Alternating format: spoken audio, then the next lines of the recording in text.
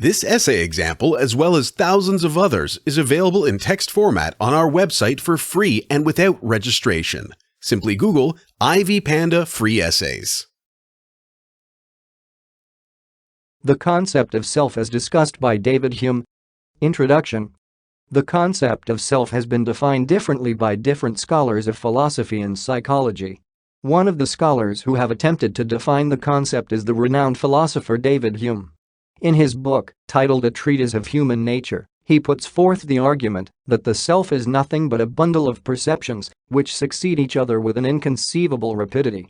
He goes ahead to argue that despite the fact that the self is composed of different perceptions which succeed each other, we always ascribe our identity to those perceptions.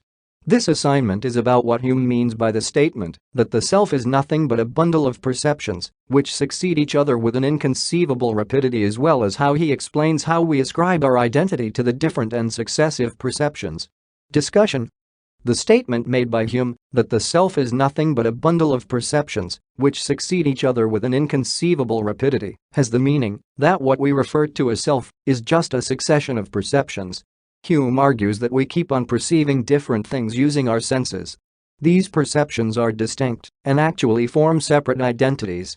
But since we keep on perceiving, the collection of the perceptions which succeed each other can be used to define the self.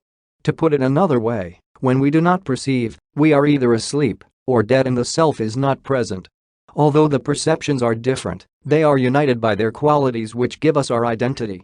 He uses the example of a river, which retains its nature and identity despite the fact that a lot of change keeps on taking place in the river and it is therefore these changes which keep happening in the river which gives the river its identity. He also relates the concept of the self to a republic, which is occupied by different people at different times and governed by laws which keep on changing, but the republic remains the same and retains its identity. This is how Hume explains how we ascribe our identity to these different and successive perceptions.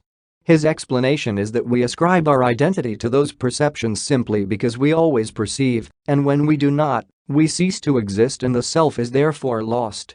He also argues that the mind is like a theater in which various perceptions successfully make their appearance, pass, repass, glide away and mingle in an infinite variety of postures and situations, which according to him, gives us our identity.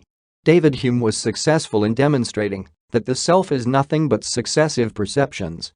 This is because he was able to demonstrate that we perceive throughout our lives. The fact that we are dominated by perceptions, which alternate and replace each other depending on time and space, and also the fact that the mind is like a theater for different perceptions makes Hume's argument not only valid and logical but also philosophical. Conclusion. The concept of self has been defined differently by different philosophers and psychologists. David Hume gave his account of the self by arguing that the self is a bundle of perceptions which succeed each other to give us our identity. He argued that the different perceptions enable the self to exist, and when people stop perceiving, the self is lost. Hume was successful in explaining the concept of self because he successfully demonstrated that different perceptions dominate our minds, and it is this dominance which gives us our identity. This essay on the concept of self as discussed by David Hume was written and submitted by your fellow student. You are free to use it for research and reference purposes in order to write your own paper. However, you must cite it accordingly.